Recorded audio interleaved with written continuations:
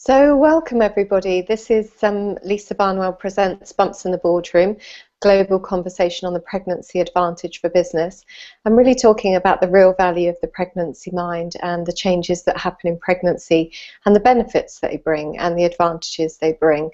So it's an online event that's hosted by myself, Lisa, and it's live all week. We started on Monday morning and I've had speakers from Canada, from Australia, from the UK, and it's been a really wonderful experience actually for me. And tonight I'm really delighted to welcome one of my clients actually, who is currently pregnant herself and is going through her second pregnancy, and she's a PR manager working at Visa Europe, and she's going to talk to me tonight about her experiences both professionally and personally, and the pregnancy mind. So welcome, Maria.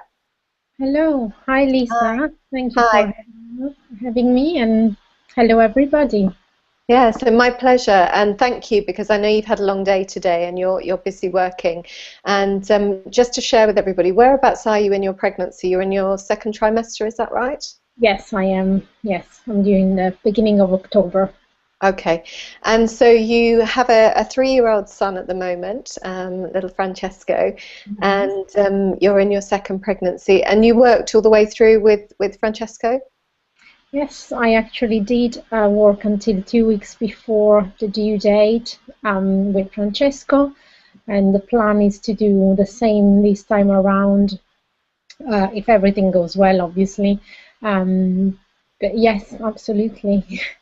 So tell me a little bit about your role. You're involved in PR, and does that involve you doing quite a lot of travelling around Europe, or are you quite London-based? How does it work? I'm quite London-based, luckily I would say for me, because my husband does a lot of traveling, so it's a good balance.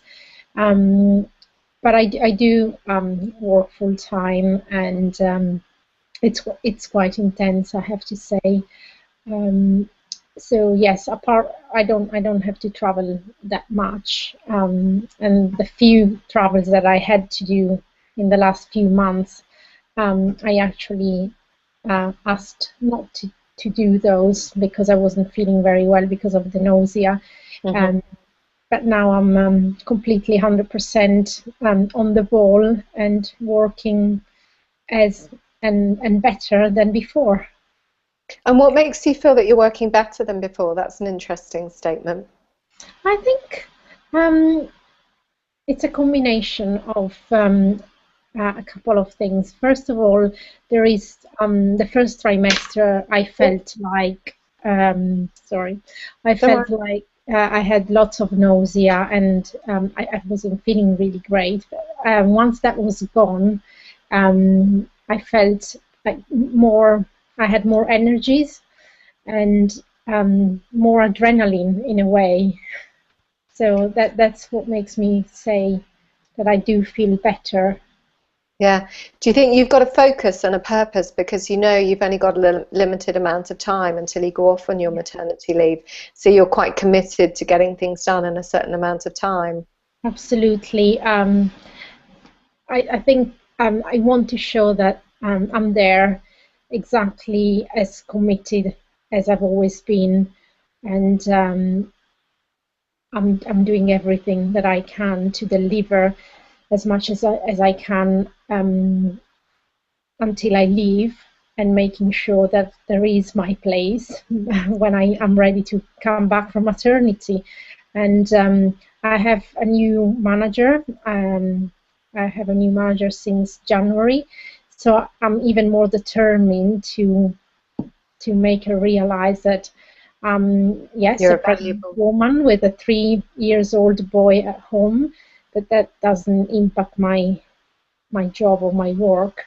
I do need sometimes, occasionally, some flexibility on her side, and that which I have, and I think that's what it's making it a successful relationship and way of working.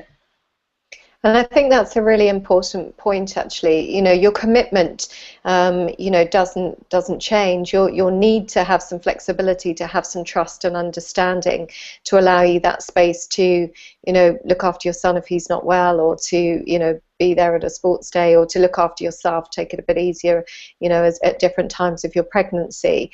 But your overall commitment and your sort of long-term focus and commitment to visa is still there. And I think that's something that many women share. And what I see sometimes is women over-delivering actually in their pregnancies, you know, because they're so trying hard to ensure that their company sees them, and especially when somebody new comes in, you know, often there are management changes. So, you know, when you come back from maternity leave as well, you can be hit with that. So there's often times when you actually over deliver in order to kind of really prove yourself. And I think as women, we naturally tend to do that quite a lot anyway, and, you know, don't actually trust in our own value, trust in our own worth. Yes, that's absolutely true. When I left for my first maternity leave, I was terrified that the new person replacing me could have been much better or impressed my boss, or that something terrible could happen. And when I went back, everybody said, "Oh, we're really happy to have you back," and my boss especially. And I've been worrying a bit over the 9 months that I took, thinking, "Oh, should I go back a little bit earlier? Do I need to show that I'm really committed?" And I'm glad I didn't, because I took my 9 months with my child, and I didn't, I didn't let the fear take over. Yeah, I mean, I know I've been reading a lot of different books that have been the sort of inspiration for this event, and one that I mentioned earlier today was Karen Brady's Strong Woman, and she had her children quite early in her career, when she was just in her 20s, I think, and said she raced back to work. You know, she felt that she had to, and it was something she sort of felt pressured to do internally as much as externally, and actually in hindsight realised that her career could have coped with a little bit of a break, and actually to have indulged and enjoyed that time with her child. And I think it's about getting the balance. It's something that's come up in other conversations with my colleague who was talking from Shell, my speaker from Shell, Tracy Alford, was that she actually took longer out than she was planning to, but did kind of keep her hand in, did keep involved in sort of some emails or some correspondence, and just different things that the company was doing, so that she felt connected, but equally was able to have that space. And I think it is about you know, getting that balance right, because it's a time when there's so much change going on for you, especially with the first baby. I mean, I think the transition from 1 to 2 isn't, I mean, it's great in many ways, but, you know, the first pregnancy, in my experience from looking after many women during their pregnancy, is, you know, there's so many unknowns, there's so many changes, and that first period when your baby arrives is so full of things that you haven't really got the headspace to take anything new on board for. I mean, Tracy was saying at least 6 months. She doesn't feel going back before then makes any business sense, because you're just not in a place to make really good decisions, clear decisions, because you're very emotionally driven at that time. Absolutely, yes. And also something that I found was, as we were saying before, I was probably less confident in myself than what my managers were. And in fact, when I went back after my first maternity leave, someone else went on maternity leave who had a bigger role than mine, and I was offered that role. And after that, I was offered that position as a permanent position. So I actually got a promotion after coming back from my first maternity leave. And I remember having a conversation with my manager's managers, who's a woman.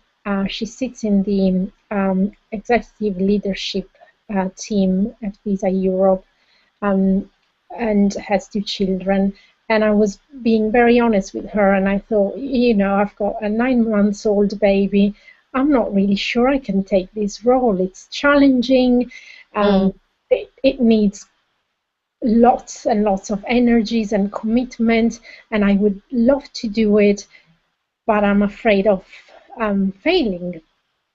And she said, this job is perfect for you. You should take it. You should have it. Don't. She encouraged me. She didn't listen to my fears, um, and she didn't put me in a difficult situation, because it's not like she told me, "Oh, you take it and just." More of an encouragement and a Yeah. supportive. And actually, she told me she told me her story, which convinced me. And she told me, when I got probably my biggest promotion in my career, at the time I had 2 small children, and the day I was offered the job, I left the office and I was crying and thinking, oh my God, how am I going to do this? And then I did it, and I'm here, and it was the right decision. So I can understand how you feel, but don't let fear hold you back. Hold you back. That for me was the real Turning point in a way. inspiration, if you like. Yes. Yeah. And I think we were talking before about sort of visas, sort of makeup, and in terms of women on the board and women on their board. And I know, you know, it's a big focus now. It's a big topic of conversation. More companies have heads of diversity and are looking to increase the number of women in senior positions, and women getting up to board level. And what's the setup in Visa Europe? I think it's a very balanced setup. We have three, I think now, women who sit in the executive leadership team. Definitely there is the willing from the company to invest in women. They definitely recognize the value that we bring, the multitasking aspect, the thinking in a different way, and certainly they are trying to leverage that. We have a women in business community that has been just created a year and a half ago, and it's very popular. And for pregnant women, for example, they try to they have yoga classes, antenatal yoga classes once a week in the building. Oh, brilliant. Yes, which is amazing. And I have to say, I've always had, in my personal experience, a very relaxed approach from my managers.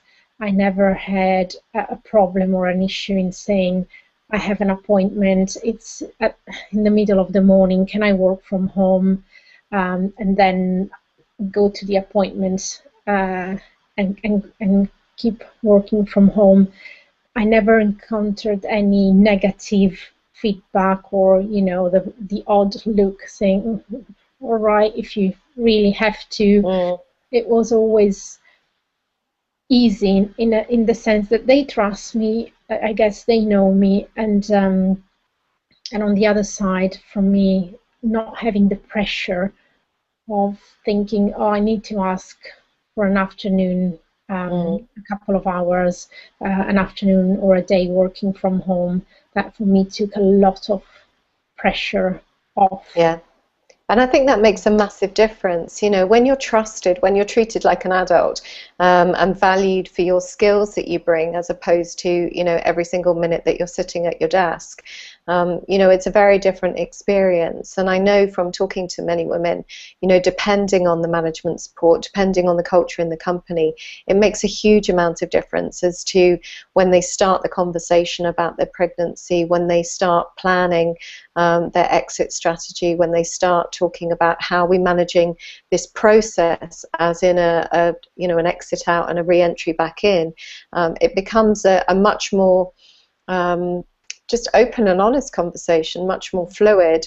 And you know, nobody knows how they're going to feel after their baby's arrived. You can have the intention of going back to work, and then your birth is completely unexpected, and you feel very differently about it. Or you may find actually, you know, you're raring to go a few months after, and in a different space to what you thought. But for me, it's when companies have that open dialogue, and it's starting as soon as possible. I know, you know, the first trimester is always a time when, you know, there's a lot of uncertainty anyway, so that's not generally the time that the dialogue starts, but certainly to have it sooner rather than later, so that it can be managed, because most companies have quite long-term career plans and, you know, things in place, not just for sort of the next 6 months, a year, 2 years. You know, they have, you know, longer-term strategies. So if you're a part of that, and you're open and honest and say, okay, this is how can we navigate that?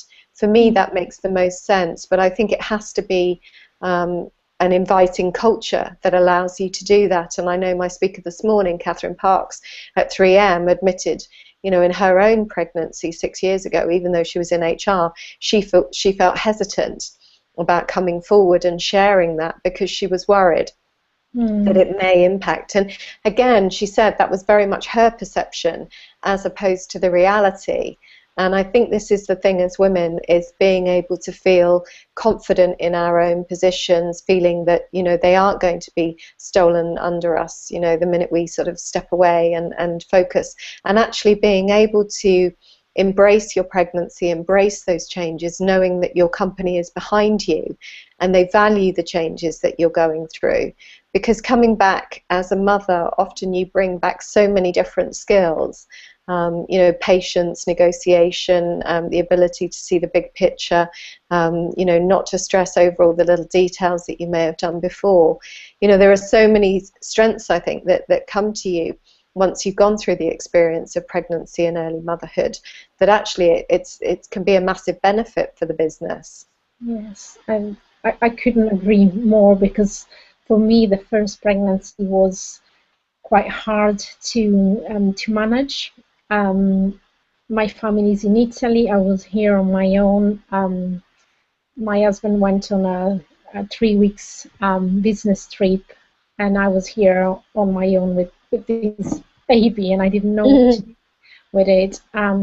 I also, at that point, I asked help to a maternity nurse, which with hindsight, to be honest, didn't really help in building my confidence, because the minute she went, I was like, left back to day one. What do I do with this baby? And it took a while to get to know each other and really enjoy that relationship. It took a while. It was hard.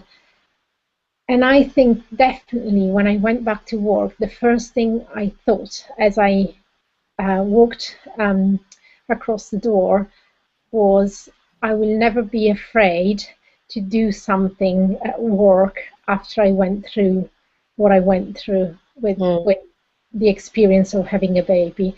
It was so much challenging. Yeah, if you can do that, you can do anything, really. Yes, I was ready for everything, and I was definitely more fearless, in the sense of, less fearless and less hesitant in taking decisions, because I really, and less worried about the details, as you were saying.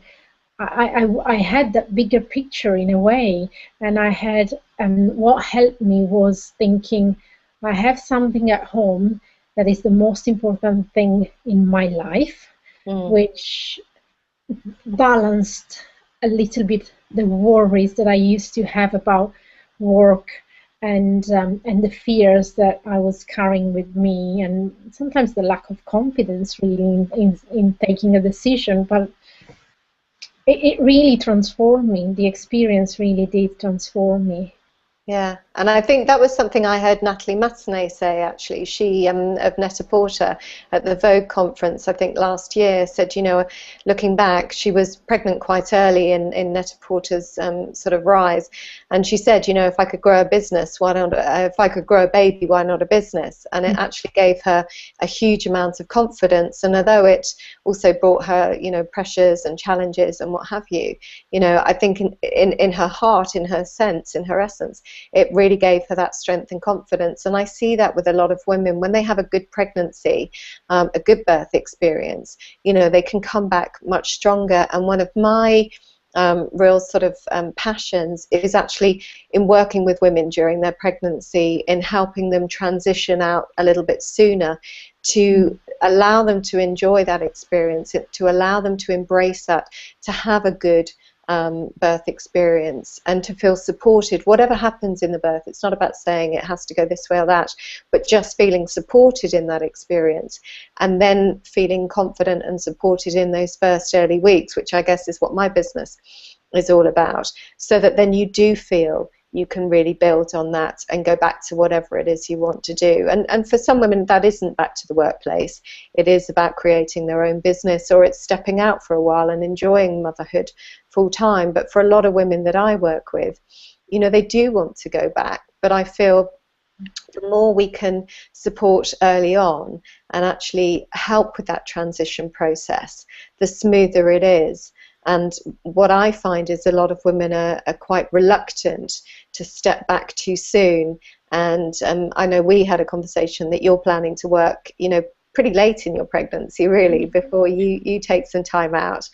And, you know, my take on that, my experience on that, is actually when you do allow yourself a little bit more time to adjust, and I know it's different on a second pregnancy, you have a bit more insight of what to expect, but there's a real shift that goes on emotionally, and in your brain as well. This was something that Dr. Victoria Bourne, who was talking to me on Tuesday, said, is that they've done a lot of research into the pregnancy mind, and actually the shift that goes on mentally, and your left brain does actually sort of slow down, and you lose the sort of ability to be as astute and to be as focused on the detail and the logic and the language and sort of that learnt behavior. But actually your intuition, your creativity and your insights become far greater.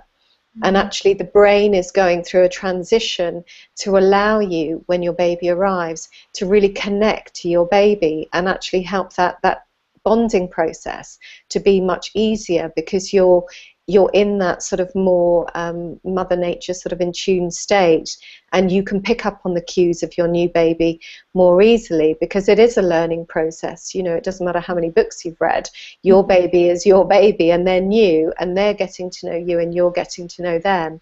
And so actually that process can be easier if you're in that sort of in tune state of mind, and it's very difficult to be in that state of mind if you haven't allowed that time and that transition to come about. So that's why I was really interested in finding out about the research, because it's something I've witnessed with many of my clients who, for whatever reason, step out a bit earlier, find it's a very different experience, and then do seem to sort of move on forward more quickly.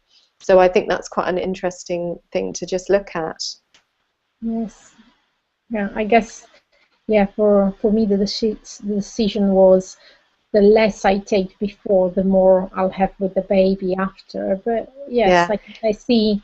And I totally get that. And it's you're missing out on something else, on the preparation, on the preparation for bonding, and that's actually might be as precious time as the time you might have later with the baby. And making life easier. For me, you know, Mother Nature's very clever, and she's got things kind of in check, and often we sort of suppress that side of ourselves, and we're very focused on the logic, and we do all the planning of, okay, I'm booking the antenatal classes, and I've got my baby bag, and I've got the nursery sorted, and we do all those sort of practical things.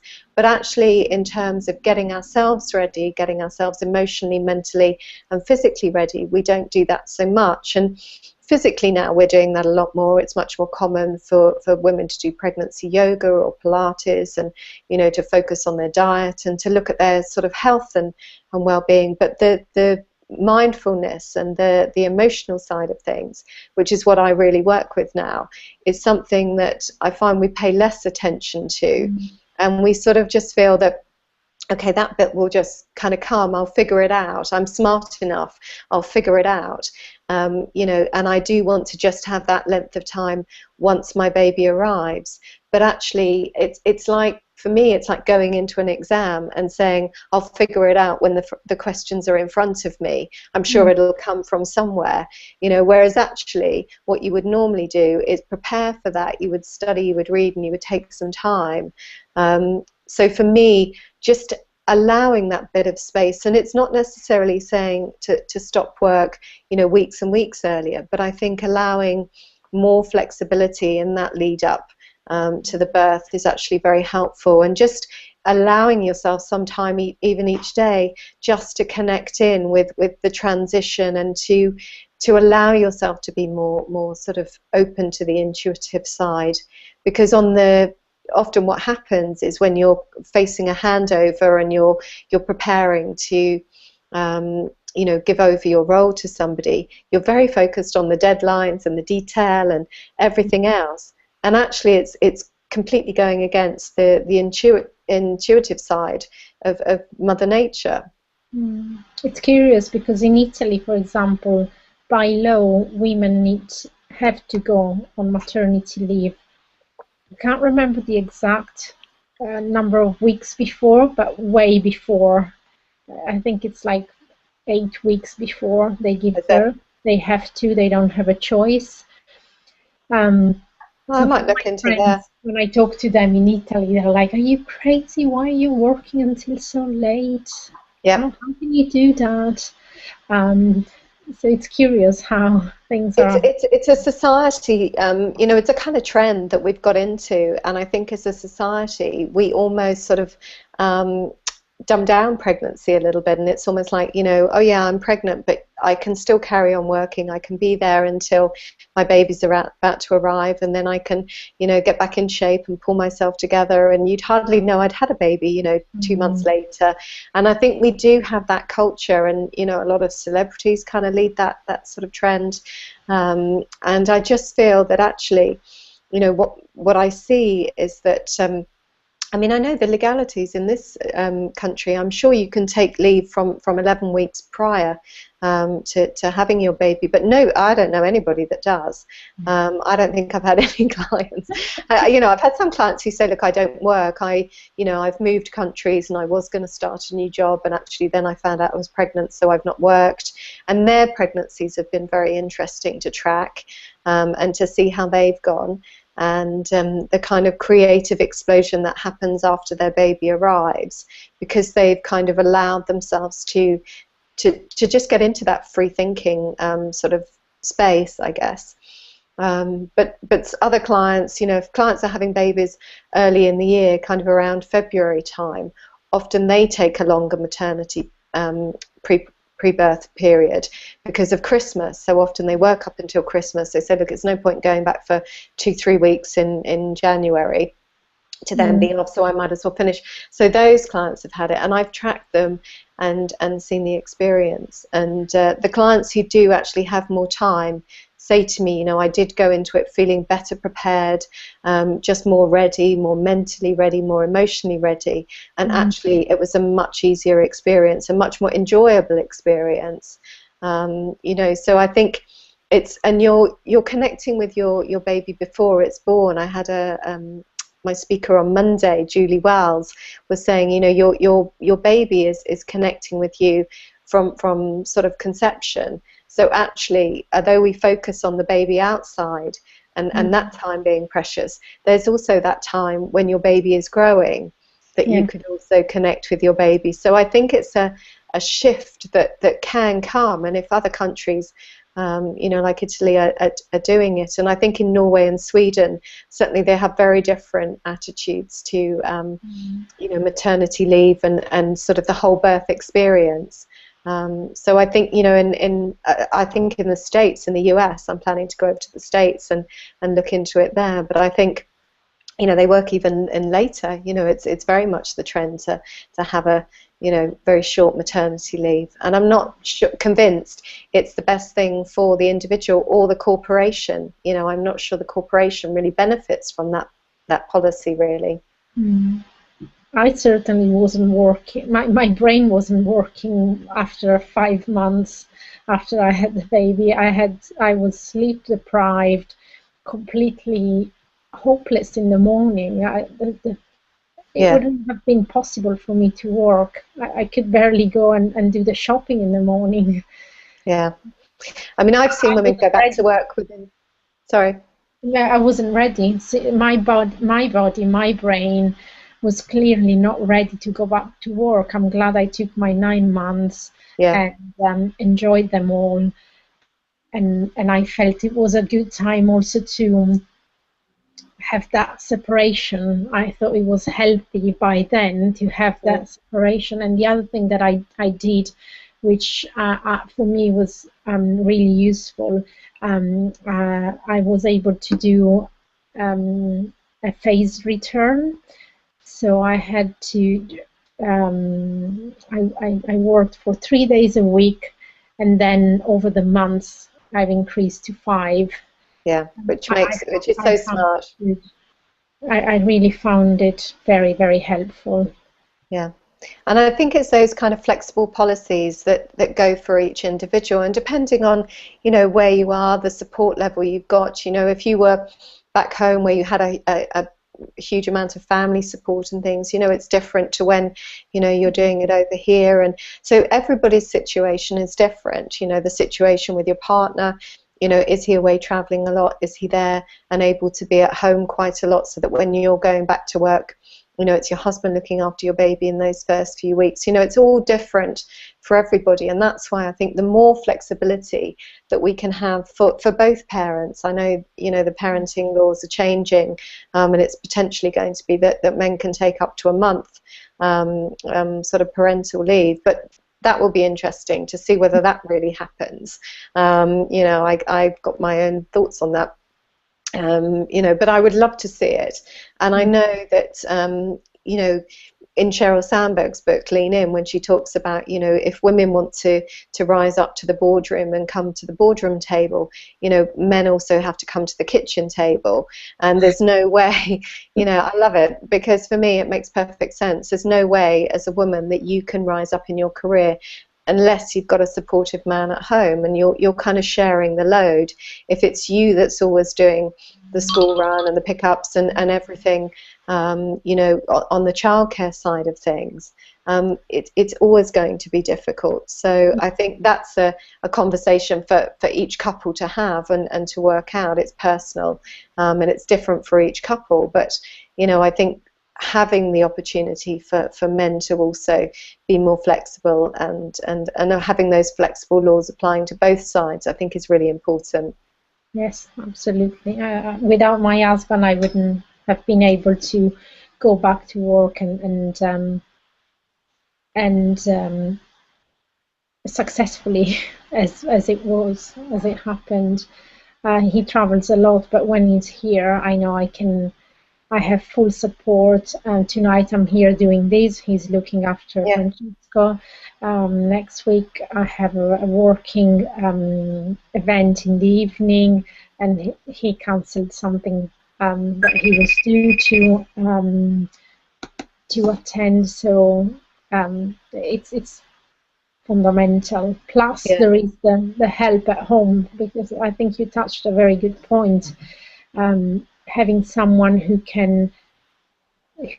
help and clean the table and do the washing up. It's important. I When think. I went back to work, I was working for the Olympic Games after Francesco was born, and it was super challenging and long hours, and I wouldn't have been able to do it without his support. Mm. And I think it's about support on many levels. I mean, I see having a baby as a real team effort. and it's not just about you as the mother or you as you and your partner, but having all that other support, having practical help, to keep the house clean, to do various different things. And if you're working at that level and you're working full time, ensuring that you have that support, can be vital. It can be, almost impossible to try and juggle everything. And I think that's what, as women, sometimes we try and do. We try and do every single role. So the more that you can delegate, and the more that you can kind of let go of the tasks that you don't really need to be doing, so that you can focus on the priorities, the better. And I think delegation is something, once you learn it, it's an amazing skill to have. It took me a while to get my head around it, but I love it now. I don't think I've got some people who do stuff that I'm not good at it. I don't like it. So when I find people who are great at those things, I jump on them and think, great, you're part of my team. And my business is growing because of that. And I know when you're growing a family, having that support structure in place, is vital, really vital. Absolutely. So in terms of moving forward, I mean, it sounds like Visa are very supportive, and you've got a great boss, and you're getting lots of help there. What would be the sort of one thing that you think you would do differently, or could do differently, if you were in charge, of Visa's policies and things?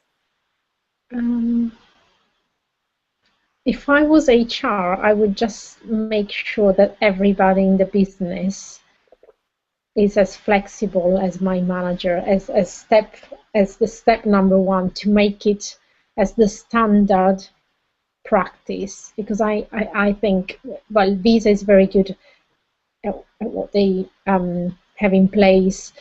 It then depends on your manager how much flexibility you get. So if that's that would probably be the first thing I would make sure that is something that is, as a standard level at Visa. You don't you embrace pregnancies so that other women can have the same experience that I had. Anything else? No,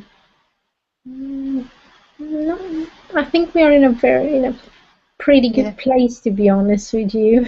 Yeah, I mean, and I think flexibility is the number one thing that's come up time and time again in the conversations that I've been having, in order for women to move ahead and enjoy their potential, experience their potential, and their companies to benefit from that.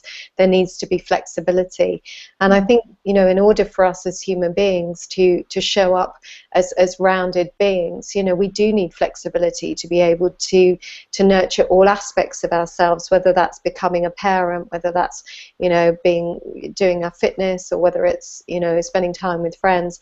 All of those aspects are really important. And I really feel that the research that I've found on supporting the pregnant mind, and understanding the pregnant mind, hopefully will allow companies to see what value is available to them in their women when they're going through pregnancy and the early postnatal period, because it's a huge resource that's I think is being perhaps not seen. It's not as obvious when you've got somebody who's pregnant, to think of them as a really amazing resource. But actually during that time, if you're given the space, your creativity, your ability to think bigger picture, to think longer term, all tends to expand, because suddenly, when you're carrying a child, you're thinking about that child coming into the world, and the world it's going to come into, and the length of time it's going to be there. And suddenly you do start thinking much bigger picture. The conversations I've had with women are that suddenly they're not thinking just 3 and 5 years ahead. They're thinking 20, 40, 50 years ahead about the world. So suddenly their focus on everything becomes so much greater. And if you're part of a company that's thinking globally, that's thinking long term, you're very much on that page. You can very much be connecting with that, and often thinking of those bigger picture things rather than getting caught up in the detail, which I think is sometimes what we tend to do. Yes. Yeah. So, well, look, I'm really conscious of the time. I know it's late for you, and you've had a busy, busy day. So I don't want to take you way into the evening. So thank you so much for your participation tonight and for joining in the conversation. It's been wonderful to connect with you. I know we connected on your first pregnancy, so it's lovely to catch up with you again. And I'm sure we will stay in touch. Thank you. It's been really a big pleasure, and it's good to see that there are people and women like you that really step up and bring out the best of us. So thank you. Thank you. My pleasure. Good to talk to you, and I'll see you again. Bye. Bye.